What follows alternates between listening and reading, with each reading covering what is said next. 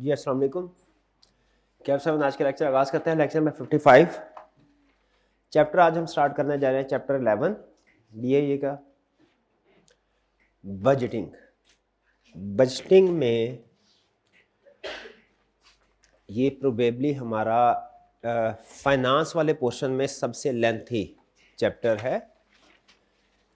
इसमें एक चीज़ अपने जहन में रखिएगा इसको पढ़ते हुए, इसमें कैलकुलेशन ज़्यादा हैं, टॉपिक जो है वो मुश्किल नहीं है। कैलकुलेशन ज़्यादा हैं, टॉपिक कम्प्लेक्स नहीं है। ठीक है, चूँकि कैलकुलेशन ज़्यादा होती हैं इस वजह से स्टूडेंट को लगता है कि जिस क्वेश्चन में ज़्यादा कैलकुलेशन हो वो मुश्किल हो जाता है क्वेश्चन, या वो टॉपिक मुश्किल हो जाता है। ऐसी बात नहीं है। आपने इससे पहले गालमन स्टैट पढ़ी होगी, तो उसमें आपने पढ़ा होगा वो एक होता है कंसेप्ट मीन मीडियन मोड। उसमें वो डिफरेंट कॉलम बनते थे, वो शॉर्टकट मेथड होता था, पता नहीं कोडिंग मेथड कौन कौन सा मेथड होता है। उसमें कैलकुलेशन बेतहाशा होती थी, ऐसा ही है, होता आसान था। और एक और टॉपिक होता था प्रोबेबिलिटी का, उसमें कैलकुलेशंस कम होती थी, मुश्किल होता था। इसका मतलब ये है कि किसी टॉपिक की कम्प्लेक्सिटी उसकी लेंथ पे डिपेंड नहीं करती, इस पे डिपेंड करती है उसमें कंसेप्ट्स कौन कौन से हैं और वो इजी टू अंडरस्टैंड है या डिफिकल्ट टू अंडरस्टैंड। एक स्टेटमेंट आज मैं आपको दे रहा हूँ, आपने डेली बेसिस के ऊपर जब तक अब ये चैप्टर चल रहा है ना, इसको वैल्यूएट करना है कि क्या ये स्टेटमेंट सही थी या गलत थी। वो स्टेटमेंट क्या है, इस टॉपिक में कैलकुलेशंस ज़्यादा है, टॉपिक कॉम्प्लेक्स नहीं है। हाँ, इसमें कुछ सिस्टमेटिकली चलना होता है, जैसे स्टेप नंबर 1 में ये करना है, स्टेप 2 में ये करना है, स्टेप 3 में ये करना है। फॉर्मेट क्या होगा आपको पता है, फॉर्मेट हमारा अहम होता है। फाइनेंस के जितने भी क्वेश्चंस हो उनमें प्रोबेबली सबसे अहम चीज़ हमारी फॉर्मेट है, उसका ध्यान रखना है। लेकिन ये टॉपिक कैलकुलेशंस ज़्यादा है, कैलकुलेशंस लेंथी है, टॉपिक कम्प्लेक्स नहीं है। इसमें कैलकुलेशन कौन कौन सी यूज़ होंगी, इसमें यूज़ होंगी आपकी मल्टीप्लिकेशन, इसमें यूज़ होगी डिवीजन, इसमें यूज़ होगी पावर। ठीक है, यानी यूँ समझ लीजिए कि जो कैलकुलेशन इन्वेस्टमेंट अप्रेजल में थी ना, लगभग वही कैलकुलेशन बजटिंग में भी होंगी। ठीक है, और इसमें कंसेप्ट सारे वही हैं जो आप अकाउंटिंग में सीख चुके हैं। क्या अकाउंटिंग में आपने इनकम स्टेटमेंट या प्रॉफिट लॉस अकाउंट बनाना सीखा है? यहाँ पे भी वही काम करना है। क्या अकाउंटिंग में आपने cash receipt and payment account बनाना सीखा है? यहाँ पे भी वही काम करना है। ठीक है, तो आपके लिए कोई कंसेप्ट नया शायद ही कोई हो, नए कंसेप्ट बहुत कम है। अकाउंटिंग के कंसेप्ट ज़्यादातर यूज होंगे, कैलकुलेशन भी वही यूज होंगी। सिर्फ एक चीज़ की वजह से फ़र्क है, क्या? अकाउंटिंग में आप जो इनकम स्टेटमेंट और रिसीट एंड पेमेंट अकाउंट बनाते थे वो होता था पास्ट का, हिस्टोरिकल। ये फ्यूचर का होगा सिर्फ ये। लेकिन कैलकुलेशन का तरीकाकार तो वही, वहां पे भी जब सेल्स कैलकुलेट करते थे क्या करते थे, यूनिट्स को सेल प्राइस से मल्टीप्लाई करते थे। यहाँ पे भी उसी के साथ करेंगे। फर्क सिर्फ यह है कि वो आपको बता देगा कि प्रीवियस ईयर में यूनिट्स थे फॉर एग्जांपल 1000 और नेक्स्ट ईयर में 20% इंक्रीज हो जाएंगे, तो आपने पिछले साल के यूनिट्स को 1.2 से मल्टीप्लाई कर देना। वो कहेगा पिछले साल प्राइस थी 50 रुपीज, इस दफा 10% से प्राइस बढ़ जाएगी। आपने प्राइस में 50 को 1.1 से मल्टीप्लाई कर देना। तो समरी बता रहा हूं अभी तक के लेक्चर की कि बजटिंग का टॉपिक हमारा फाइनेंस के पोर्शन का सबसे लेंथी टॉपिक है, लेकिन लेंथी होने का ये हरगिज मतलब नहीं है कि ये सबसे ज्यादा मुश्किल है। ठीक है, इसमें शायद ही आपको कोई नई स्किल सीखने को मिले, एग्जिस्टिंग स्किल्स का ही यूज होगा, उन्हीं की एप्लीकेशन होगी। ठीक है, लेकिन कैलकुलेशन में वो आपको ट्रैप करेगा, यही है। ठीक है, कि कैलकुलेशन में ट्रैप, इसमें क्वेश्चन में दो प्रॉब्लम होती है इस टॉपिक में जिसकी वजह से उनको लगता है मुश्किल है। नंबर 1, कैलकुलेशन ज्यादा होती है, बेसिक कैलकुलेशन ज्यादा होती है। बेसिक कैलकुलेशन कौन सी? प्लस माइनस मल्टीप्लिकेशन डिवीजन और पावर, पावर 2 पावर 3 पावर 4। और दूसरा इसमें कुछ एक क्वेश्चन ऐसे हैं, 2-3 क्वेश्चन ऐसे हैं जो थोड़ा सा रूटीन से हटके हैं। ये तो आपने काउंटिंग में भी एक्सपीरियंस किया होगा कि हर टॉपिक में कोई 2-3 क्वेश्चन ऐसे होते हैं जो कुछ थोड़े अजीब से होते हैं। जो नॉर्मल तरीके से सॉल्व नहीं होते, उनको थोड़ा सा पैटर्न या थोड़ा सा जो है वो चेंज होता है फॉर्मेट, ठीक है। तो वो 2-3 क्वेश्चंस हैं, उनको सामने रखते हुए बच्चों को लगता है कि शायद मुश्किल है, वरना ये मुश्किल नहीं है, ठीक है। उन क्वेश्चन में भी बेसिक कंसेप्ट यही होते हैं, थोड़ा सा फॉर्मेट चेंज हो जाता है। वो 2-3 है, वो बेसिकली है सर्विस सेक्टर की। जब हम बात करते हैं बजट, ट्रेडिंग कंपनी का भी बनता है, मैन्युफैक्चरिंग कंपनी का भी बनता है, सर्विस सेक्टर का भी बनता है। ट्रेडिंग और मैन्युफैक्चरिंग हालांकि ज़्यादा मुश्किल है, लेकिन चूंकि इसकी प्रैक्टिस ज़्यादा है, ये बच्चों को निस्बतन आसान लगता है। सर्विस सेक्टर का बजट बनाना हालांकि निस्बतन आसान है, उसमें इन्वेंट्री नहीं होती, लेकिन वो थोड़ा सा चूंकि नॉर्मल से हट गया है तो वो बच्चों को मुश्किल लगता है। बहरहाल आगे चलते हैं। तो बताइए अभी तक की सारी डिस्कशन में मैंने आपको क्या स्टेटमेंट दी है? ये टॉपिक लेंथी है, कॉम्प्लेक्स नहीं है। लेंथी है, कॉम्प्लेक्स। यहां लिख दें एक बात, ताकि आप रोज इसको वैल्यूएट करें कि क्या ये बात ठीक है, इसमें कोई नई चीज तो नहीं है, कोई अजीबोगरीब सी चीज। ये बंद कर दीजिएगा भाई।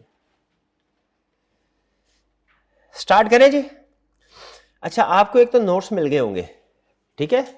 उन नोट्स में टू द पॉइंट चीजें हैं, यानी जो क्वेश्चन को सॉल्व करने के लिए, क्योंकि इस चैप्टर में थ्योरी मुमकिन तौर पे नहीं पूछता, मे भी एमसीक्यू पूछ लेता है, उसमें कोई कैलकुलेशन वाला पूछ लेता है थ्योरी। तो इसमें जो टू द पॉइंट बातें हैं हमने वो लिखी हैं, और एक पेज आपको अलग से भी दिया गया होगा कैलकुलेशन, जो भी आपके सामने डिस्प्ले हो रहा है, ठीक है। इसमें क्या किया है हमने, वो बजटिंग में जितनी भी कैलकुलेशंस होती हैं, समझ लीजिए मोर देन 90% कैलकुलेशंस, वो निकाल के आपके सामने रख दिया। यूं समझिए कि बजटिंग की जो रूह है कैलकुलेशंस की, वो हमने आज कवर कर लेनी है। आपको इसका एहसास नहीं होगा, वो जब क्वेश्चन करेंगे फिर इसका एहसास होगा, लेकिन बजटिंग के क्वेश्चन में जितनी भी एडजस्टमेंट्स आ सकती हैं, ठीक है, मोर देन 90%, 100% नहीं कह रहा, लेकिन मोर देन 90% कह रहा हूं, वो सारी आज के लेक्चर में आप डिस्कस कर लेंगे। और खुद वैल्यूएट कीजिएगा कि क्या इसमें कोई नई चीजें हैं। स्टार्ट करें जी, तैयार है? चलिए आइए। सबसे पहले क्या कह रहा है? कह रहा है टाइप्स ऑफ बजट। तो ये जो चैप्टर है बजटिंग का, इसमें हम सीखेंगे क्या? बजट बनाना। बजट क्या होता है? बजट होता है आने वाले टाइम पीरियड में हमारे इनकम क्या होगी, एक्सपेंसेस क्या होंगे, कैश कितना हमने नेक्स्ट मंथ में, नेक्स्ट ईयर में रिसीव करना है, कितना पे करना है, इस सब का रिकॉर्ड रखना। अकाउंटिंग में भी बजट दो तरह के होते हैं, एक प्रॉफिट एंड लॉस बजट, जिसमें हम कौन सा बजट बनाते हैं? प्रॉफिट एंड लॉस का। और दूसरा कौन सा है? Receipt and payment, cash receipt and cash paid का बजट, जिसमें हम किस चीज का बजट बनाते हैं भाई? कैश अकाउंट का या रिसीट एंड पेमेंट का, ठीक है। प्रॉफिट एंड लॉस बजट जो आप बनाएंगे इस सब्जेक्ट में, और वो प्रॉफिट एंड लॉस जो आपने काउंटिंग में बनाया, उसमें फर्क सिर्फ एक चीज का है, काउंटिंग वाला पास्ट ट्रांजैक्शन का था, ये फ्यूचर की ट्रांजैक्शन। सिमिलरली कैश बजट बनाएंगे आप फ्यूचर का। अकाउंटिंग में भी कैश अकाउंट आप बनाते हैं, रिसीट एंड पेमेंट अकाउंट बनाते हैं, बैंक अकाउंट बनाते हैं, लेकिन वो किसका होता है? पास्ट का। कंसेप्ट वही है, फर्क सिर्फ ये है कि हमने इस सब्जेक्ट में फ्यूचर का प्रॉफिट एंड लॉस अकाउंट बनाना है और फ्यूचर का रिसीट एंड पेमेंट अकाउंट बनाना है, जिसे हम बजट कहते हैं। कह रहा बजट क्या? Budget is a detail plan that outlines expected income and expenses for specific future period. ये प्लानिंग में, डिसीजन मेकिंग में, परफॉर्मेंस में वैल्यूएट करता है। तो बजट क्या होगा? जिसमें हमने फ्यूचर की ट्रांजैक्शन को रिकॉर्ड करना है। किस ट्रांजैक्शन को? फ्यूचर की ट्रांजैक्शन को। बजट दो तरह का है, एक profit and loss budget. Profit and loss budget में क्या होता है? एक्सपेक्टेड रेवेन्यू और कॉस्ट रिकॉर्ड होगी। यानी हम, अगर मैं आपसे ये कहूं कि भैया इस कॉलेज का आने वाले साल का इनकम और एक्सपेंस अकाउंट बना ले, क्या बना सकते हैं? कैसे बना सकते हैं? कि आप नजुमी हैं, आपको कैसे पता चलेगा? एस्टिमेट लगाएंगे, शाबाश, ताकि वैल्यूएट कर सके कि भाई अगर सिग्निफिकेंटली इंक्रीज या डिक्रीज हुआ है किसी रेवेन्यू में, एक्सपेंस में, क्यों हुआ है, क्यों। और दूसरा बजट कौन सा हो सकता है? Cash budget. कैश बजट में किस चीज का रिकॉर्ड होता है? Inflows and outflows. ठीक होगी ये बात? तो दो तरह के बजट हो गए, profit and loss budget, cash. इसका मतलब एग्जाम में हमारे जितने भी बजटिंग के क्वेश्चन है वो दो तरह के हैं, एक जिसमें प्रॉफिट एंड लॉस बजट कहेगा रिक्वायरमेंट में, दूसरा कौन सा? Cash budget. एक तीसरी तरह का क्वेश्चन भी है, गैस कर सकते हैं कौन सा? बैलेंस शीट नहीं, बैलेंस शीट का बजट होता है जिसमें दोनों पूछे। शाबाश। पार्ट ए में कहता है प्रॉफिट लॉस बजट बनाओ और पार्ट बी में क्या कहता है, ठीक है जी।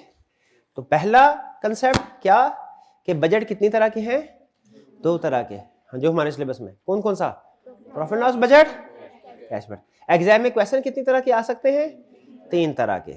एक कौन सा, प्रॉफिट लॉस बजट बनवाएगा आपसे, दूसरा कौन सा कैश बजट बनवाएगा, तीसरा कौन सा। जब दोनों आए तो याद रखिएगा हमेशा आपने पहले प्रॉफिट लॉस बजट बनाना है। इसकी एक रीजन है जो बाद में बताऊंगा। लेकिन अगर आपको टी अकाउंट बनाना आता है तो आपको पता होगा कैश रिसीव्ड और कैश पेड की फिगर कैलकुलेट करने के लिए इनकम या एक्सपेंस की फिगर आना जरूरी है ना टी अकाउंट में। तो बहरहाल वो हम बाद में स्टडी करेंगे। यहां तक क्लियर है। इसका मतलब बजटिंग के जितने भी क्वेश्चन पास्ट पेपर में देखेंगे, रिक्वायरमेंट में क्या क्या होगा बताइए, प्रॉफिट लॉस बजट या कैश बजट या दोनों होंगे।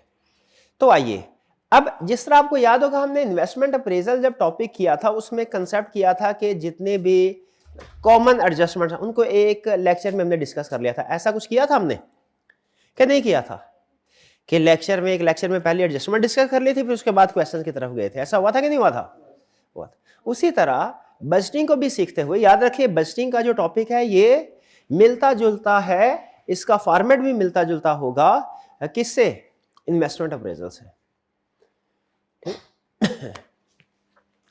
तो इसमें भी हमने क्या किया है, जो कॉमन एडजस्टमेंट्स हैं वो आपके सामने रख दिए।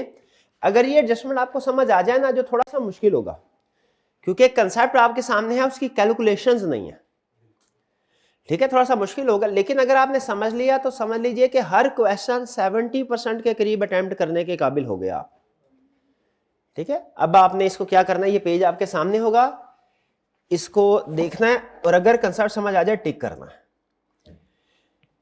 हमारे कैलकुलेशन में सबसे पहले एग्जाम में जब क्वेश्चन आएगा हमने देखना है ये प्रॉफिट लॉस का क्वेश्चन है या कि कैश बजट है, प्रॉफिट लॉस बजट या cash budget. Profit loss budget में कुछ उसकी कॉमन एडजस्टमेंट्स होती हैं, ये आपके सामने है। कैश बजट में भी कुछ कॉमन एडजस्टमेंट्स होती हैं, ये भी आपके सामने है। पहले क्या देखते हैं हम, प्रॉफिट लॉस बजट। पहला कंपोनेंट क्या है, सेल्स।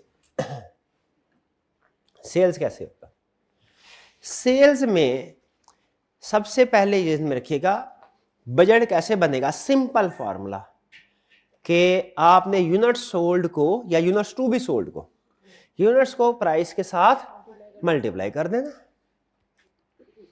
ये सिंपल। अगर किसी क्वेश्चन में एक से ज्यादा प्रोडक्ट्स हैं तो फिर क्या करना है, दोनों को अलग अलग मल्टीप्लाई करना है, क्योंकि एक प्रोडक्ट के यूनिट्स को छोड़ होंगे, प्राइस को छोड़ होंगी, दूसरे प्रोडक्ट के यूनिट्स को छोड़ होंगे।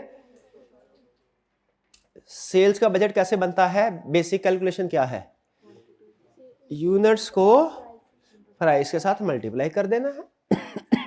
आज मेरी तबीयत कुछ ठीक नहीं है, थोड़ा सा तो रेस्ट, कोई बात नहीं, रेस्ट कर लेते हैं, रेस्ट कर लेते हैं। ठीक से कहिएगा गर्म पानी का गिलास जरा भिजवा दें। तो अगर एक से ज्यादा प्रोडक्ट्स हैं तो क्या करना है, एग्जाम में अक्सर क्या करेगा वो आपको बोलेगा यूनिट्स इतने, प्राइस इतनी है। आगे कहेगा इसमें से 70% क्रेडिट है, 30% कैश है, और जो कैश की सेल है उस पे 5% डिस्काउंट देते हैं।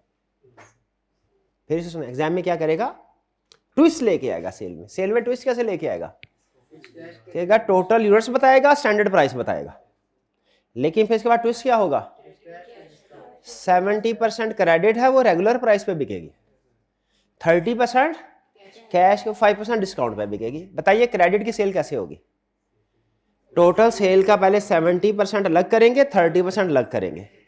70% जो यूनिट्स आएंगे उन्हें स्टैंडर्ड प्राइस के साथ मल्टीप्लाई करना है, और जो 30% कैश सेल आएगी उसे स्टैंडर्ड प्राइस के साथ मल्टीप्लाई करना है, फिर 0.95 से मल्टीप्लाई करना है। 0.95 से क्यों मल्टीप्लाई करना, ये बात समझ आई, इसको कहीं पे नोट करना हो तो नोट कर लीजिएगा, वैसे तो ये लिखी होगी। Revenue from each product considering quantity, pricing, growth, discounts and cash credit mix. ये कैश क्रेडिट मिक्स समझ आ गया आपको, इसको अंडरलाइन कर ले। डिस्काउंट भी समझ आ गया, इसको भी अंडरलाइन कर ले।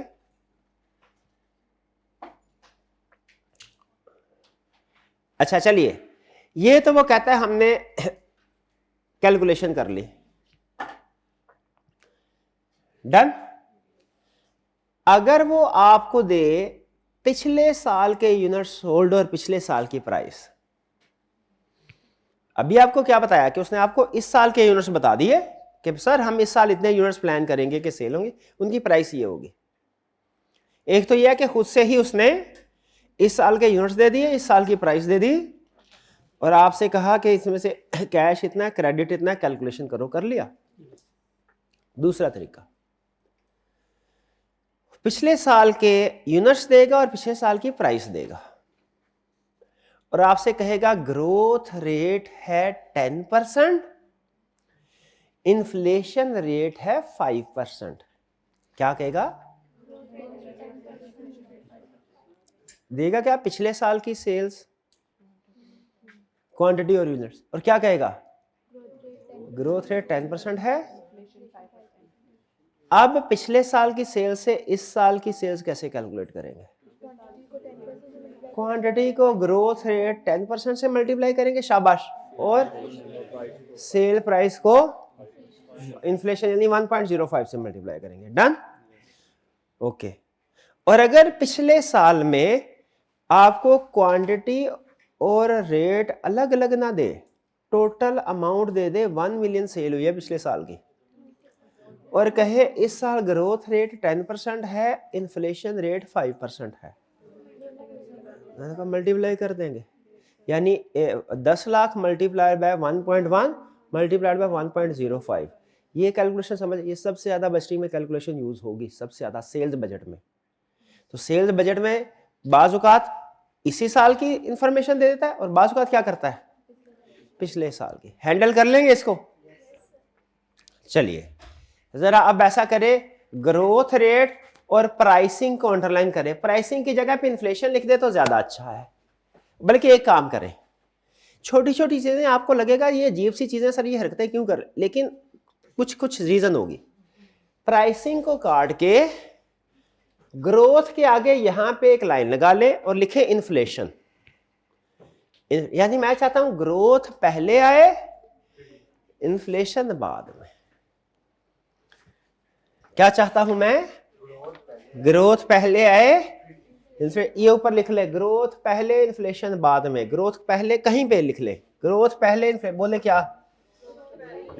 बैठ के लेक्चर अगर डिलीवर कर दूं, डिस्कशन कर लूं, कोई प्रॉब्लम तो नहीं आपको? गुड। चले भाई, सेल समझ आ गया आपको? तो सबसे ज्यादा वैसे तो कैश को लग कर देता है, क्रेडिट को लग कर देता है। कैश और क्रेडिट मिक्स आपने अंडरलाइन कर लिया, फिर उसके बाद ग्रोथ और इन्फ्लेशन को अंडरलाइन कर लिया। बाकी छोटी मोटी प्रॉब्लम है, बाकी कुछ नहीं भी समझ में आया तो चलेगा। रुक के बताएं, सेल्स बजट बनाना आ गया? सबसे पहला काम यही होगा प्रॉफिट एंड लॉस में, सेल्स बजट बनाना। ठीक है, पहला स्टेप हमने कर लिया। फिर इसके बाद मुझे बताइए, प्रॉफिट एंड लॉस बजट बनाना है, सेल्स के बाद अगला काम क्या होगा? आपने ना क्वेश्चन में ये ध्यान से देखना है। देखिए आज के लेक्चर में सिर्फ डिस्कशन होगी। आपको शायद ये फील हो कि सर ने तो कुछ करवाया नहीं, आज का तो लेक्चर जाया गया, लेकिन आपको पता है कंसेप्ट अहम है। कैलकुलेशन से कंसेप्ट बिल्ड हो जाए, कैलकुलेशन में प्रॉब्लम नहीं है। मैंने आपको कोई क्वेश्चन प्रैक्टिस नहीं करवाने, टॉपिक समझाना। क्वेश्चन में आपने देखना है सबसे अहम चीज, पहला प्रॉफिट एंड लॉस का बजट है कि कैश बजट के, दोनों, ये पहली चीज। दूसरी चीज जो आपने देखनी है, ये आपको रिक्वायरमेंट से पता चल जाएगा। दूसरी चीज, मैन्युफैक्चरिंग कंपनी का बजट है, रिटेल कंपनी का के सर्विस का। सबसे ज्यादा मैन्युफैक्चरिंग का पूछता है, फिर रिटेल का, और कभी कभार सर्विस का। लेकिन बच्चों को सबसे ज्यादा मुश्किल सर्विस का लगता है, हालांकि वो सबसे आसान है। सबसे आसान क्यों है भला? सर्विस कंपनी का बजट बनाना, जैसे उसमें इन्वेंट्री नहीं होती, इसमें इन्वेंट्री की बहुत जजमेंट है। आगे चल के आप देखेंगे फाइफो एवरेज कॉस्ट की assumption आएगी एडजस्टमेंट। आगे चल के आप देखेंगे एब्जॉर्प्शन कॉस्ट और मार्जिनल कॉस्ट की assumption आएगी, एडजस्टमेंट्स आएंगी। एब्जॉर्प्शन और मार्जिनल कॉस्टिंग का पता है आपको, इन्वेंट्री में आती ठीक है। तो सर्विस का निस्बत, लेकिन स्टूडेंट्स को सर्विस का सबसे ज्यादा मुश्किल लगता है। वो जब ट्रैप करता है ना, आप देखिएगा वो जो मार्क्स देता है ना, पासिंग रेशो आई कैप, सर्विस वाले में कम होगी। क्यों भला? उसकी प्रैक्टिस कम होती है। हालांकि वो आसान है, उसमें तो इन्वेंट्री कोई नहीं। बहरहाल तो क्वेश्चन में पहले आपने क्या देखना है, प्रॉफिट लॉस का बजट है कि कैश बजट है। दूसरा क्या देखना है, टाइप मैन्युफैक्चरिंग है, रिटेल है, सर्विस। कैसे पता चलेगा मैन्युफैक्चरिंग है कि रिटेल है? सुन लें, अगर उसने मटेरियल, लेबर, ओवरहेड तीनों चीजें क्वेश्चन में डाली हुई, अव्वल तो नाम से भी पता चल जाता है, कंपनी के नाम से पता चल जाता है वो रिटेल या ट्रेडिंग का वर्ड यूज करता है, इंगेज इन ट्रेडिंग, और बोलता है इंगेज इन मैन्युफैक्चरिंग, इससे पता चल जाएगा। कैसे पता चलेगा? नाम के साथ आगे बिजनेस, ट्रेडिंग कंपनी लिखा होगा या मैन्युफैक्चरिंग कंपनी लिखा होगा या engage in trading, engage in man. दूसरा तरीका क्या पहचानने का, अगर क्वेश्चन की इंफॉर्मेशन में उसने मटेरियल, लेबर, ओवरहेड तीनों दिए हैं तो मतलब मैन्युफैक्चरिंग है। और अगर सिर्फ मटेरियल दिया, लेबर और ओवरहेड्स नहीं है, मैन्युफैक्चरिंग ओवरहेड नहीं है, लेबर नहीं है, डन। अब आगे चल, नेक्स्ट अगर आप देखें ना तो सेल्स के बाद अगला टास्क क्या होता है हमारा, कॉस्ट ऑफ सेल्स का बजट बनाना। किसका बजट बनाना? तो नेक्स्ट अगर आप देखें तो आपके सामने जो आइटम्स है वो क्या है, कॉस्ट ऑफ सेल्स के 3 कंपोनेंट्स। कौन कौन सा? मटेरियल, लेबर, ओवरहेड ना बोले, मैन्युफैक्चरिंग ओवरहेड बोले। सेल्स के बाद अगला टास्क क्या है, कॉस्ट ऑफ सेल्स बनाना। कॉस्ट ऑफ सेल्स में कौन कौन सी चीजें आएंगी? Material, labour, manufacturing overhead. क्यों मैंने खास तौर पे मैन्युफैक्चरिंग क्यों बोला? क्योंकि एक ओवरहेड होते हैं मैन्युफैक्चरिंग, एक होते हैं ऑपरेटिंग। इसलिए बोला कि आपने ओवरहेड ना हमेशा आदत बना ले, कभी भी आपने सिंपल ओवरहेड नहीं बोलना। क्या बोलना है? मैन्युफैक्चरिंग ओवरहेड है यहाँ के, ऑपरेटिंग ओवरहेड। ठीक है। अच्छा, यहां पे भी एक ट्विस्ट है।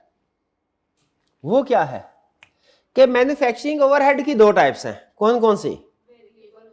वेरिएबल ओवरहेड्स और फिक्स्ड ओवरहेड। मैन्युफैक्चरिंग ओवरहेड की कितनी टाइप्स हैं? 2। कौन कौन सी? ओवरहेड्स और फिक्स्ड ओवरहेड। अब सुने, रॉ मटेरियल का बजट कैसे बनेगा। पिछले साल की जैसे सेल्स दी हुई थी, हमने उसे क्या किया, इस साल के ग्रोथ रेट से मल्टीप्लाई किया और क्या किया, इन्फ्लेशन के साथ मल्टीप्लाई किया। ऐसे ही है। अगर एक से ज्यादा प्रोडक्ट्स हैं तो उनको अलग अलग मल्टीप्लाई किया। अगर कैश सेल अलग है, क्रेडिट सेल अलग है, अलग अलग किया। कभी कहता है टोटल सेल इतनी है, प्रोडक्ट ए और प्रोडक्ट बी ये, लेकिन ज्यादातर क्या कहता है, टोटल सेल इतनी है, कैश इसमें इतनी है, क्रेडिट सेल इतनी है। ज्यादातर ये एडजस्टमेंट देगा। तो आपने पिछले साल की टोटल सेल को फिर मल्टीप्लाई करना है कि कैश सेल को अलग और क्रेडिट को अलग करना है। अगर उसने पिछले साल की टोटल सेल दी हुई है और ये कहा है कि इसमें 70% क्रेडिट है, 30% कैश है, क्रेडिट सेल रेगुलर प्राइस पे बिकती है, कैश सेल 5% डिस्काउंट में बिकती है, तो मेरा क्वेश्चन यह है कि क्रेडिट सेल और कैश सेल्स की कैलकुलेशन अलग अलग होगी कि एक कंबाइन? ये बात ध्यान में रखनी है। आगे चलते हैं। अगला क्या होगा, रॉ मटेरियल कंज्यूम। इसमें क्या करना है, आपको उसने रॉ मटेरियल कंज्यूम्ड की भी कॉस्ट दी होगी पिछले साल की, ठीक है, कि टोटल रॉ मटेरियल कंज्यूम्ड इतना है। ये पर यूनिट की बजाय लिख ले टोटल, क्योंकि अक्सर मैं आपको वो चेंजेस करवा रहा हूं जो अक्सर पूछता है। टोटल मटेरियल कंज्यूम्ड दी होगी पिछले साल की, ठीक है। सोच के मुझे बताइएगा, कैश सेल डिस्काउंट पे जा रही है, इसकी वजह से सेल्स की कैलकुलेशन पे कोई फर्क पड़ेगा? क्रेडिट सेल रेगुलर जा रही है, कैश की सेल डिस्काउंट पे जा रही है। तो हमने क्या किया, कैश सेल को अलग कैलकुलेट किया, क्रेडिट सेल को अलग कैलकुलेट किया। डन। क्या रॉ मटेरियल कंज्यूम्ड में इस चीज से फर्क पड़ेगा कि कितनी सेल कैश है? शाबाश, नहीं पड़ेगा। तो इसका मतलब कि कैश सेल जितनी मर्जी हो, क्रेडिट सेल जितनी मर्जी हो, पिछले साल जितना रॉ मटेरियल कंज्यूम्ड था उसको हमने क्या किया, इस साल की मटेरियल कंज्यूम करने के लिए दो चीजों से मल्टीप्लाई करना है। किस किस से? ग्रोथ रेट से और इन्फ्लेशन रेट से। शाबाश। तो बताइए, पिछले साल का रॉ मटेरियल कंज्यूम्ड उसने दिया हुआ है, इस साल का रॉ मटेरियल कंज्यूम्ड कैसे कैलकुलेट होगा? पिछले साल का टोटल मटेरियल कंज्यूम लिखे, पर यूनिट को काट के टोटल लिख लिया आपने। Total material consumed multiplied by growth rate और मल्टीप्लाइड बाय ऐसे कर लें यहाँ पे। इस ये ना यूनिट की कैलकुलेशन है, यूनिट की बजाय टोटल की कैलकुलेशन लिखे यहाँ पे, ब्रैकेट में लिखे कि ये इसको काट दें। Total material consume last year का multiplied by growth rate multiplied by inflation rate. भी समझ आ गया? वही कैलकुलेशन है जो सेल्स की है। सेल की भी तो ऐसी थी क्या? अगर फर्ज करें सारी की सारी क्रेडिट सेल है, पिछले साल की क्रेडिट सेल उसने दी हुई है, इस साल की सेल कैसे कैलकुलेट होगी? पिछले साल की sale multiplied by growth rate inflation rate. Growth rate क्या है कि कितने ज्यादा यूनिट्स बिकेंगे।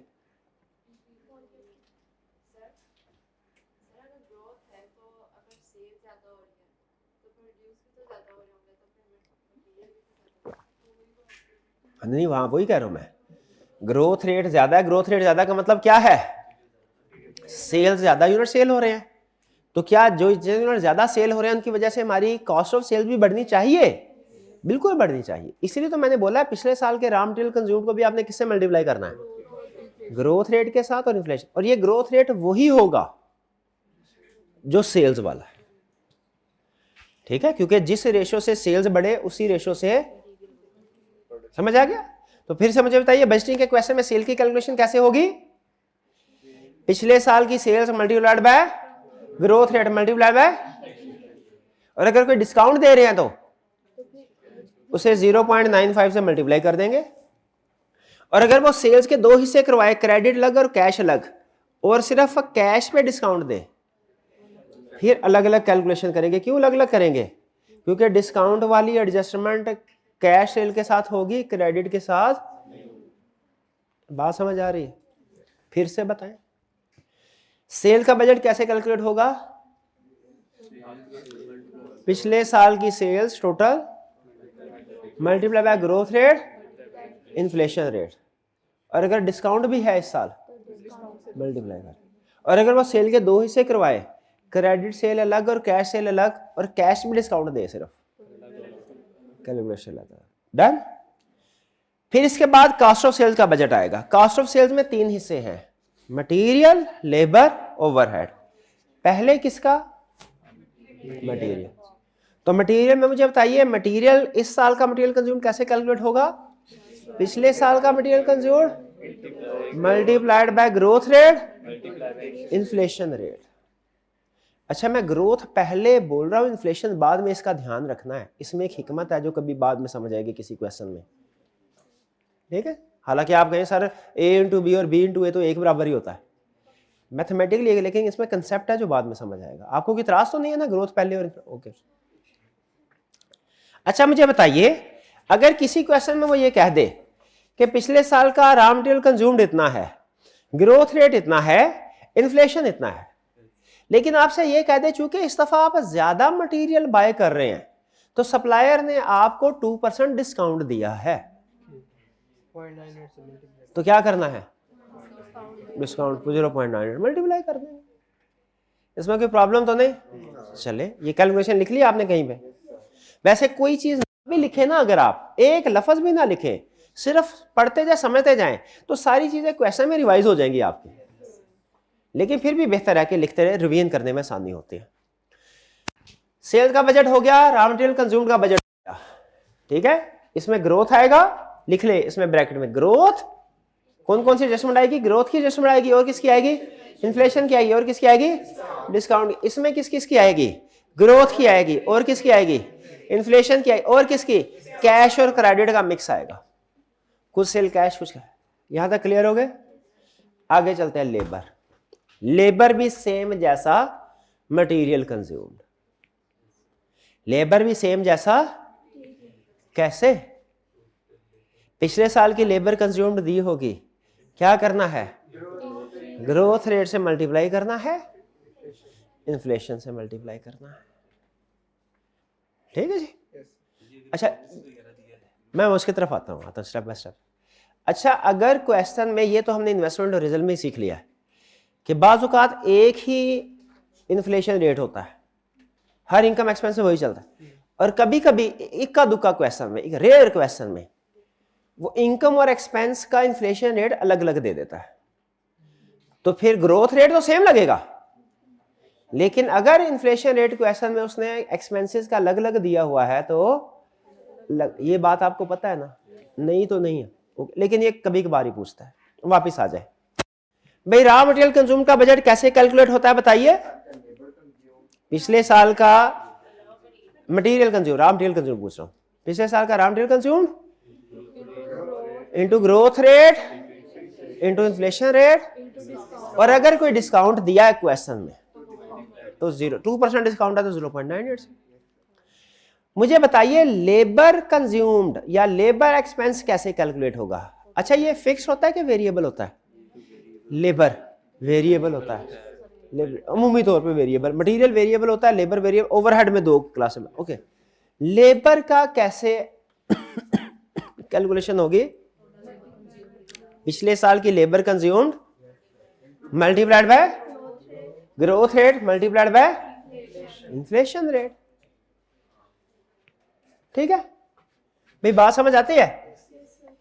अच्छा, अगर वो क्वेश्चन में वो ये कहे कि हमने ना अपनी लेबर को 10 लाख रुपया खर्च करके एक ट्रेनिंग प्रोवाइड की है, एडजस्टमेंट गौर से सुनिएगा, 10 लाख रुपया ट्रेनिंग कॉस्ट इनकर करके ट्रेनिंग दी है, जिससे उनकी एफिशिएंसी 10% बढ़ गई है। हमारे बजट पे क्या फर्क पड़ेगा?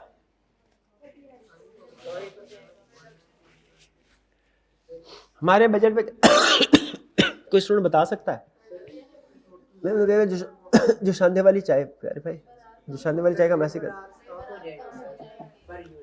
कैलकुलेशन पे क्या फर्क पड़ेगा? पिछले साल की material consumed, sorry labour multiplied by growth rate multiplied by inflation rate multiplied bye 0.9। बेहतरीन, ठीक है। लेकिन एक चीज भूल गए, हाँ जी, वो जो 10 लाख एक्सपेंस पे किया है वो भी बजट में आएगा, उसको भूलना नहीं है। समझ रहे हैं? रॉ मटेरियल कंज्यूम्ड कैसे आई? देखिए, आपको ये बातें अजीब लग रही होगी, लेकिन आपने चुप करके समझ लें, जैसे सर जीबो गरीब हरकतें कर रहे हैं ना, आपने भी वैसे ही करनी है। ठीक है, हर एक के पीछे क्या रीजन है ये भी समझ नहीं आएगी आपको। मैं ये चाहता हूं ये कैलकुलेशन ऐसे हमारे जहन में बैठ जाए, जैसे ही क्वेश्चन आए आपको पता हो कि इसमें क्या क्या करना है। ठीक है, हाँ जी बिल्कुल समझ ले। मैं एडजस्टमेंट्स का आपको रट्टा लगा रहा हूं। सेल्स कैसे कैलकुलेट होनी है? प्रीवियस ईयर की sale multiplied by growth rate multiplied by, इसमें क्या क्या एडजस्टमेंट पूछ सकता है?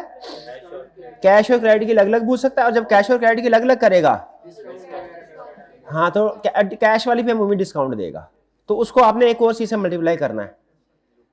हाँ, अगर 5% डिस्काउंट है तो बेहतरीन हो गया, बेहतरीन हो गया। आगे चलते हैं। और रॉ मटेरियल कंज्यूम की कैलकुलेशन कैसे होगी?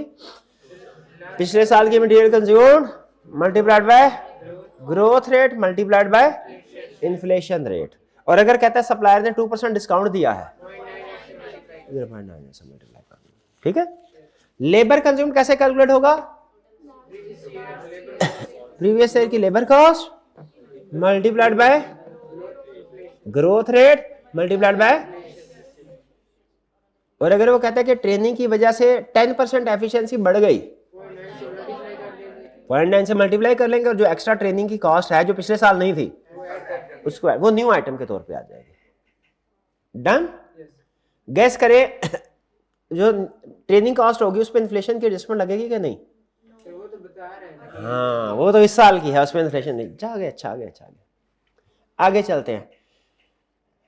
अच्छा ये मुझे एक चीज बताइए, मटेरियल कंज्यूम्ड और लेबर कॉस्ट, इस पर इन्फ्लेशन की एडजस्टमेंट लगा रहे हैं, वो मुझे समझ आ रही है क्यों लगा रहे हैं, क्योंकि ज़ाहिर है पिछले साल के रेट पे चीज़ें तो नहीं मिलती। पाकिस्तान में तो हर हफ्ते प्राइसेस बदल जाती हैं। अब वैसे कुछ हालात बेहतर है, अब इतने ज़्यादा नहीं, एक पिछले 1.5-2 साल पहले काफ़ी ज़्यादा रहा। तो मटेरियल कंज्यूम्ड है और लेबर, इसमें इन्फ्लेशन मल्टीप्लाई कर समझ आती है, ग्रोथ क्यों मल्टीप्लाई कर रहा है? Growth rate, production volume change हो रहा है। और ये क्या हर कॉस्ट प्रोडक्शन वॉल्यूम के साथ चेंज होती है? वेरिएबल होते हैं। शाबाश, बहुत अच्छा लफ्ज बोला, फिर से बताइए। क्या क्या ये रॉ मटेरियल कंज्यूम्ड को ग्रोथ रेट के साथ मल्टीप्लाई करे, क्यों? क्योंकि हर वेरिएबल कॉस्ट प्रोडक्शन के साथ बढ़ती है। अच्छा, अब इसमें जो हिडन कंसेप्ट है वो क्या भला? हर वेरिएबल कॉस्ट प्रोडक्शन के साथ बढ़ेगी लेकिन फिक्स्ड कॉस्ट प्रोडक्शन के साथ।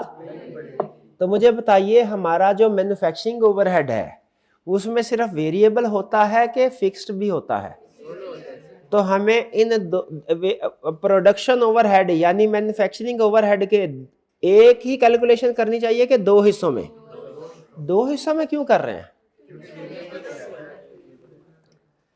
क्योंकि एक वेरिएबल ओवरहेड है, एक फिक्स्ड है। वेरिएबल ओवरहेड पे ग्रोथ का इंपैक्ट भी आएगा, इन्फ्लेशन का इंपैक्ट भी आएगा। फिक्स्ड ओवरहेड पे सिर्फ इन्फ्लेशन का आएगा। फिक्स्ड ओवरहेड को ग्रोथ रेट से मल्टीप्लाई नहीं करना। ठीक है, ये लिखा वैसे वही होगा, अल्फाज मुख्तलिफ हो सकते हैं, समझ रहे हैं ना चीजें? फिर से बताइए, अब अगर ओवरहेड्स है, मैन्युफैक्चरिंग ओवरहेड है, पिछले साल उसने टोटल बताए हुए हैं, नीचे जाके उसने दोनों का ब्रेकअप बताया, इसमें वेरिएबल इतने हैं और फिक्स इतने हैं, तो मैं टोटल को ग्रोथ रेट से मल्टीप्लाई करूं और इन्फ्लेशन से मल्टीप्लाई करूं क्या? कि उसके दो हिस्से करूं? दो हिस्से करूं, कौन कौन से? वेरिएबल अलग और फिक्स अलग। वेरिएबल पिछले साल का उसको किससे मल्टीप्लाई करना है? इस साल के ग्रोथ रेट से भी, इन्फ्लेशन। और फिक्स ओवरहेड मैन्युफैक्चरिंग ओवरहेड को किससे मल्टीप्लाई करना? क्यों ग्रोथ से क्यों नहीं करना? शाबाश, भाई बात समझ आ गई कैसे प्रॉफिट में आइटम होते हैं। अच्छा, कभी कभार ना वो अकाउंटिंग का कंसेप्ट भी बजटिंग में टच कर लेता है। जैसे आपको याद है इन्वेस्टमेंट अप्रेजल में भी ऐसे ही करता था। ये करते हुए ना आपको इन्वेस्टमेंट अप्रेजल का मजा आएगा, ये क्वेश्चन करते हुए उसका भी, उसमें भी तकरीबन मिलती जुलती कैलकुलेशन है। अगर इन्वेस्टमेंट अप्रेजल आपने रिवीजन नहीं की ना, तो ये संडे या कल तो इसकी रिवीजन कर लीजिएगा। ठीक है, एक दो क्वेश्चन कर लें ताकि आपका ये कंसेप्ट रिफ्रेश हो जाए। क्या इन्वेस्टमेंट अप्रेजल में काउंटिंग का कंसेप्ट टेस्ट कर लेता था? मुझे याद है, हाँ, वो डिस्पोजल काउंट बनाता था और वो ओवरऑलिंग कॉस्ट भी, कैपिटलाइजेशन वो भी करवाता था, याद है? ये तो ज्यादा अहम था, डिस्पोजल काउंट बनाता था। ओके, तो यहां पे भी हो सकता है कि डेप्रिसिएशन और डिस्पोजल आ जाए। अगर फिक्स एसेट्स का भी उसने क्वेश्चन में जिक्र कर दिया, मैन्युफैक्चरिंग ओवरहेड में फिक्स के डेप्रिसिएशन इतनी है, तो फिर याद रखिएगा आपके मैन्युफैक्चरिंग ओवरहेड के दो नहीं तीन हिस्से होंगे। अगर क्वेश्चन में डेप्रिसिएशन भी है तो मैन्युफैक्चरिंग ओवरहेड के दो नहीं तीन हिस्से होंगे, एक वेरिएबल ओवरहेड, एक फिक्स्ड ओवरहेड एक्सक्लूडिंग डेप्रिसिएशन, और एक डेप्रिसिएशन। तो कंप्लीट कंसेप्ट क्या बना कि आपका जो मैन्युफैक्चरिंग ओवरहेड होगा, जो सबसे मुश्किल क्वेश्चन है बजटिंग का, उसमें मैन्युफैक्चरिंग ओवरहेड के तीन हिस्से हो सकते हैं। कौन कौन सा? Variable overhead, fixed overhead, depreciation. इसके तीन हिस्से क्यों किए? सुने, इस साल का अगर वेरिएबल ओवरहेड आपने कैलकुलेट करना है तो क्या करें? पिछले साल का variable manufacturing overhead multiplied by इस साल का फिक्स्ड ओवरहेड इन्फ्लेशन से multiply पिछले साल का fixed overhead multiplied by growth से मल्टीप्लाई नहीं, क्यों नहीं करना? क्योंकि फिक्स्ड ओवरहेड वॉल्यूम के साथ चेंज नहीं होते, सेम रहते हैं। अच्छा, फिक्स का ये मतलब नहीं है कि वो चेंज ही नहीं होंगे, इन्फ्लेशन के साथ चेंज होंगे, प्रोडक्शन के साथ चेंज नहीं होंगे। ये कंसेप्ट ध्यान में रखें। जब मैं शुरू में अकाउंटिंग स्टूडेंट था ना, तो फिक्स से मुझे ये लगता था कि ये सेम ही होंगे हर साल। असल कंसेप्ट क्या है? फिक्स भी चेंज होते हैं, लेकिन वो वॉल्यूम के साथ चेंज नहीं होते, इन्फ्लेशन के साथ। और डेप्रिसिएशन पिछले साल किया, उसे किससे? उसे ना ग्रोथ रेट के साथ मल्टीप्लाई करेंगे ना इन्फ्लेशन के साथ करेंगे। ठीक है, वो तो डिपेंड करेगा। अगर कोई फिक्स एसेट खरीदा है आपने इस साल, तो डेप्रिसिएशन बढ़ जाएगी। अगर कोई बेचा है, कम हो जाएगी। कुछ भी नहीं किया, एज इट इज आ जाएगी। डेप्रिसिएशन का ताल्लुक ना ग्रोथ रेट से ना इन्फ्लेशन। ये बात समझ आई? अब सबसे मुश्किल एडजस्टमेंट आपके सामने रख रहा हूं, आपने इसको जरा दोहराना है 2-3 दफा। मैन्युफैक्चरिंग ओवरहेड के 3 हिस्से हैं। वेरिएबल ओवरहेड, इसको fixed overhead, depreciation. Variable overhead को ग्रोथ और इन्फ्लेशन दोनों से मल्टीप्लाई करना है। फिक्स्ड ओवरहेड को सिर्फ इन्फ्लेशन से मल्टीप्लाई करना है। डेप्रिसिएशन को किसी से भी मल्टीप्लाई नहीं करना। ये बात समझ आई? फिर से सुने, मैन्युफैक्चरिंग ओवरहेड के 3 हिस्से होंगे, variable, fixed, depreciation. Variable calculate करते हुए ग्रोथ रेट से भी मल्टीप्लाई करना है, इन्फ्लेशन से भी करना है। फिक्स कैलकुलेट करते हुए सिर्फ इन्फ्लेशन से करना है। डेप्रिसिएशन कैलकुलेट करते हुए ना ग्रोथ से मल्टीप्लाई करना है ना इन्फ्लेशन से करना है। वो तो ऑलरेडी इनकर हो चुकी है। ये बात समझ आई है? इसको जरा दोहराएं। क्या बोला? मैन्युफैक्चरिंग ओवरहेड के कितने हिस्से हैं? कि कौन कौन से? फिक्स नहीं बोलना, देखे तरतीब में कंसेप्ट होता है। Variable, fix, depreciation. वेरिएबल कैसे कैलकुलेट करना है बजट? वेरिएबल को ग्रोथ रेट से भी मल्टीप्लाई कर, दोनों से नहीं, ग्रोथ रेट से भी मल्टीप्लाई करना है। स्पेसिफिक नाम ले ताकि कंसेप्ट जेन में बैठे कि वेरिएबल को ग्रोथ रेट से भी मल्टीप्लाई करना है, इन्फ्लेशन से भी करना है। फिक्स को सिर्फ इन्फ्लेशन से करना है। डेप्रिसिएशन को किसी से भी नहीं करना। वेरिएबल को ग्रोथ रेट, इन्फ्लेशन रेट दोनों से करना है। फिक्स को सिर्फ इन्फ्लेशन रेट से मल्टीप्लाई करना है। डेप्रिसिएशन को किसी से नहीं करना। इसको लिख ले, कहीं पे लिख ले। और पढ़ के देखिए, कोई मिलती जुलती बात ही है।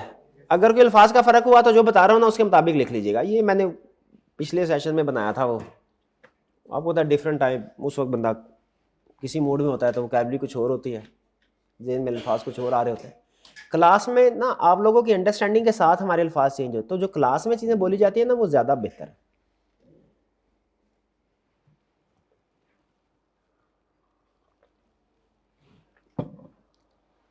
अच्छा, मुझे बताइए, क्या सेल्स का बजट बनाना सिखा दिया? मैं आपको क्या सिखा रहा हूँ? प्रॉफिट एंड लॉस का बजट बनाना। क्या उसमें सेल्स का बजट बनाना सिखा दिया? क्या उसमें कॉस्ट ऑफ सेल्स का बजट बनाना सिखा दिया? कॉस्ट ऑफ सेल्स बताइए क्वेश्चन में, as it is cost of sales का बजट बनाएगा कि उसके component wise? Cost of sale के कितने कंपोनेंट्स होंगे? 3। Raw material consumed, labour, overhead. Raw material consume का बजट कैसे कैलकुलेट करेंगे? पिछले साल का raw material consume multiply by growth rate multiply by, और अगर कोई डिस्काउंट मिल रहा है तो उसको नेट कर लेंगे। लेबर कैसे?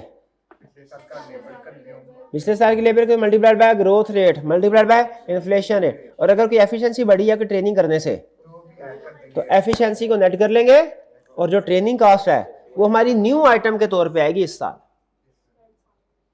ठीक है। मैन्युफैक्चरिंग ओवरहेड है, इसके कितने हिस्से कर, मैक्सिमम कितने हिस्से हो सकते हैं? 3। कौन कौन से? Variable overhead, sorry, manufacturing variable overhead का बजट कैसे बनेगा? पिछले साल के वेरिएबल एक्सपेंस को ग्रोथ रेट से भी मल्टीप्लाई करेंगे, से मल्टीप्लाई, और फिक्स्ड ओवरहेड सिर्फ इन्फ्लेशन, और डेप्रिसिएशन सेम कंसेप्ट। कौन सा? ऑपरेटिंग ओवरहेड का। ऑपरेटिंग ओवरहेड के भी कितने हिस्से होंगे? 3। वेरिएबल अलग, फिक्स्ड अलग, डेप्रिसिएशन अलग। तो वेरिएबल ऑपरेटिंग ओवरहेड्स का फार्मूला क्या होगा जरा? पिछले साल का ओवरहेड इनटू ग्रोथ रेट, और फिक्स्ड ओवरहेड का इन्फ्लेशन और डेप्रिसिएशन। अच्छा, डेप्रिसिएशन मैन्युफैक्चरिंग ओवरहेड है कि ऑपरेटिंग?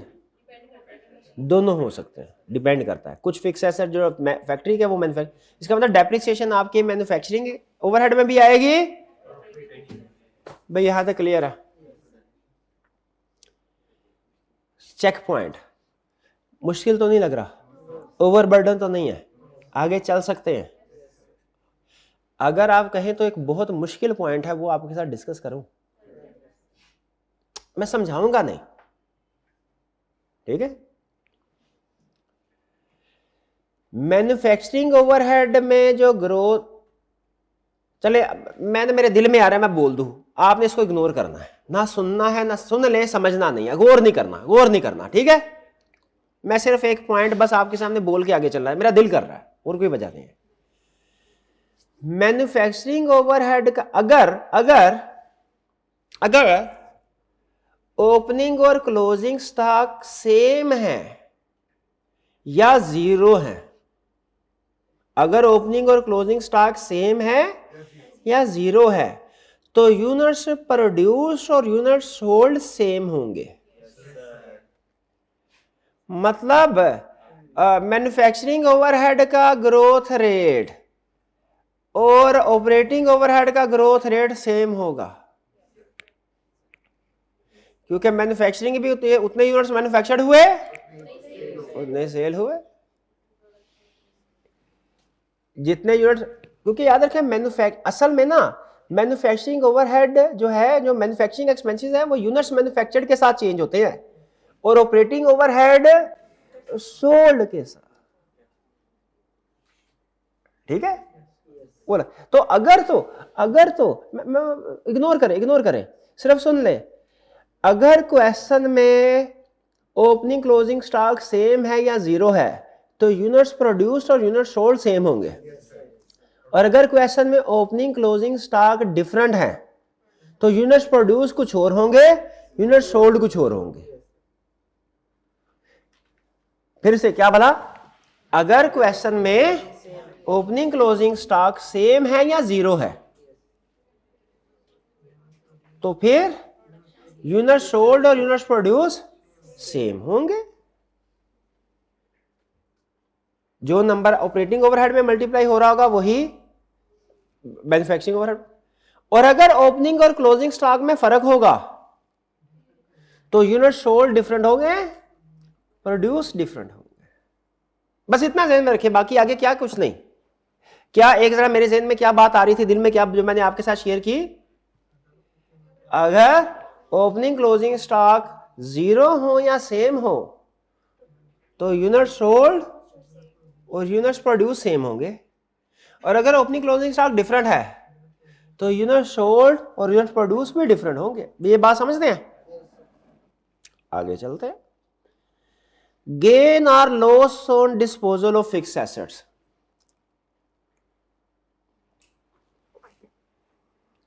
भाई ये तो आप अकाउंटिंग में इसके साथ लिख रहे हैं, ये अकाउंटिंग वाला कंसेप्ट है। अकाउंटिंग का डिस्पोजल अकाउंट बनाना आता है आपको?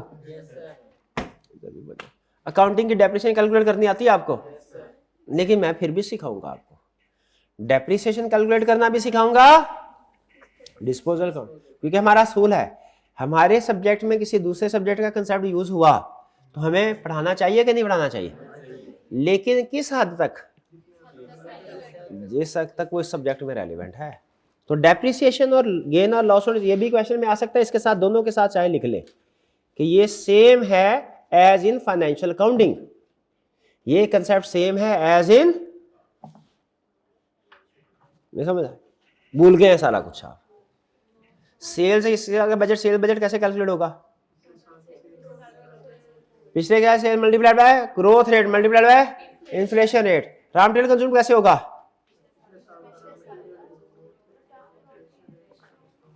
ठीक है। अच्छा, सेल्स में क्या कम्प्लेक्स एडजस्टमेंट पूछ सकता है? कैश की अलग करेगा, क्रेडिट की। मटेरियल में क्या कम्प्लेक्स एडजस्टमेंट पूछ सकता है? सप्लायर से डिस्काउंट आएगा। लेबर में क्या कम्प्लेक्स एडजस्टमेंट पूछ सकता है? एफिशिएंसी बढ़ जाएगी। और वेरिएबल ओवरहेड में मैन्युफैक्चरिंग ओवरहेड की कैलकुलेशन कितने हिस्सों में होगी? 3 हिस्से क्यों करते हैं हम मैन्युफैक्चरिंग ओवरहेड के? वेरिएबल को ग्रोथ रेट, इन्फ्लेशन रेट दोनों से मल्टीप्लाई करना है, फिक्स को सिर्फ इन्फ्लेशन से मल्टीप्लाई करना है, डेप्रिसिएशन को किसी से नहीं करना। फिर दोबारा आ जाए ऑपरेटिंग ओवरहेड, इसकी कैलकुलेशन भी कितने हिस्सों में होगी? वेरिएबल ओवरहेड कैसे होंगे? ग्रोथ से भी मल्टीप्लाई करो, इन्फ्लेशन से भी, फिक्स सिर्फ इन्फ्लेशन से, और डेप्रिसिएशन की कैलकुलेशन भी आएगी, और गेन या लॉस ऑन डिस्पोजल भी आएगा। ये कैसे कैलकुलेट करने हैं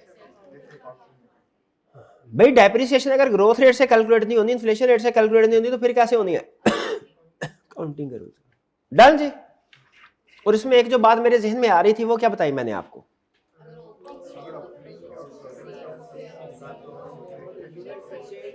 अगर ओपनिंग क्लोजिंग स्टॉक 0 हो या सेम हो तो यूनिट्स प्रोड्यूस न सोल्ड सेम होंगे,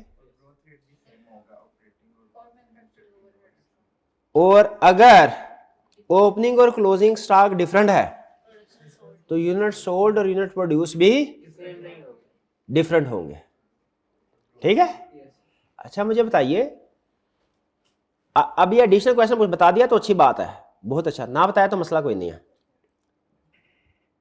मैन्युफैक्चरिंग ओवरहेड के लिए कौन से वाले यूनिट्स रेलिवेंट है? यूनिट्स प्रोड्यूस्ड के यूनिट्स सोल्ड? और ऑपरेटिंग ओवरहेड के लिए कौन से वाले? ये बहुत मुश्किल एडजस्टमेंट है। हमारी सेकंड लास्ट जो सबसे मुश्किल, दूसरे नंबर पे सबसे वो है। अभी आपको समझ नहीं आ रही होगी क्या बोला है, कंसेप्ट बिठा दिया जहन में, क्वेश्चन आएगा फिर पता चला। चले, ये प्रॉफिट लॉस बजट हो गया। अब क्या करें? Cash budget. कैश बजट में आपने सेल्स नहीं कैलकुलेट करनी, क्या कैलकुलेट करना? तो कैसे कैलकुलेट? अच्छा, अब इसके 2 तरीके हैं।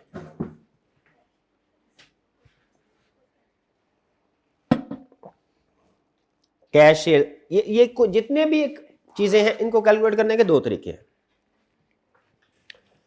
दोनों आपके सामने रखता हूं, हालांकि दोनों ही ठीक है, लेकिन एक आपने फॉलो करना है, एक नहीं करना। अगर आपको कैश रिसीव्ड, क्रेडिट सेल है सारी की सारी, कैश रिसीव्ड कैलकुलेट करना है तो याद रखें क्रेडिट सेल से नहीं निकलेगा, डेटर अकाउंट से निकलेगा। ठीक है? अगर उसने डेटर का बैलेंस दिया तो क्या डेट। एक तरीका कार क्या है? Cash received from debt, opening closing, debtor debit, sales credit. Sales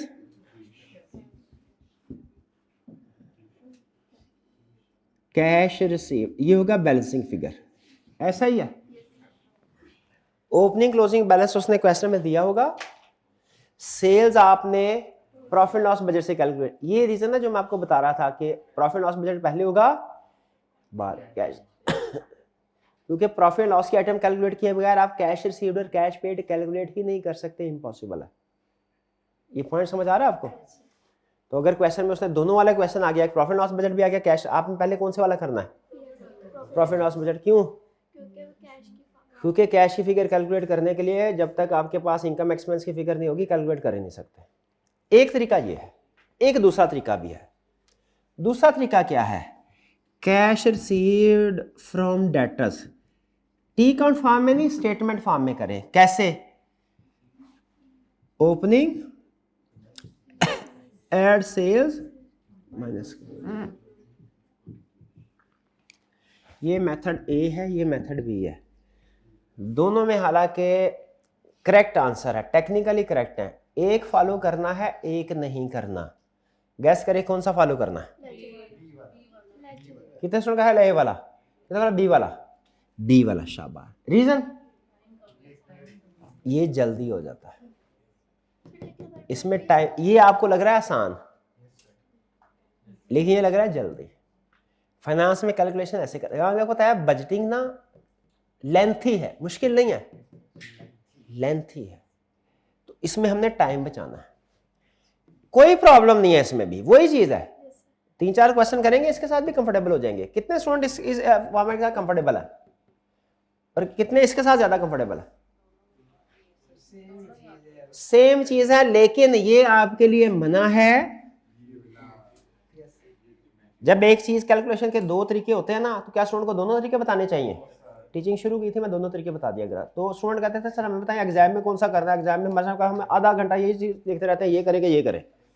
तो फिर टीचर क्या करते हैं कि अगर 2 तरीके हों कि कैलकुलेशन के, खुद से इवेल्युएट करते हैं दोनों में से आसान कौन सा है या कौन से वाला कॉम्प्रिहेंसिव है जो हर जगह चल जाएगा, वो आपको देते हैं। ये वाला कॉम्प्रिहेंसिव है, ठीक है, इंशाल्लाह हर जगह चलेगा, क्योंकि आपको पता है हमारा फाइनेंस वाले पोर्शन में सबसे अहम चीज क्या, फॉर्मेट सेम रखना है। बात समझ आ गई? सेल्स रिसीट कैसे कैलकुलेट, देखिए कैश सेल तो कैश सेल डायरेक्ट आ जाएगी। जो क्रेडिट सेल किया इसका कैश रिसीव्ड कहां से निकलेगा? डेटर अकाउंट से। क्रेडिट कैश सेल का तो कैश एज इट इज आ जाएगा, क्रेडिट सेल का कैश कहां से आएगा? तो इसी तरह अगर कैश सेल, तो इसी तरह परचेजेस बताइए, कैश परचेजेस का कैश पेड कैसे आएगा? As it is. Cash purchases का कैश पेड कैसे आएगा?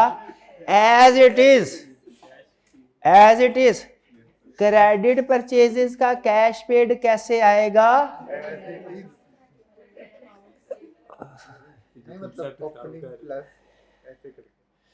हाँ ऐसे करके। Cash paid for credit purchases कहां से आएगा? क्रेडिटर अकाउंट से। और वो कैलकुलेशन कैसे करनी है? टी अकाउंट या एडलेस? एडलेस। फिर से सेल्स का कैश रिसीव्ड कैलकुलेट करना है, अगर कैश बजट भी पूछ रहा है तो सेल्स के 2 हिस्से होंगे, कैश सेल अलग, क्रेडिट सेल अलग।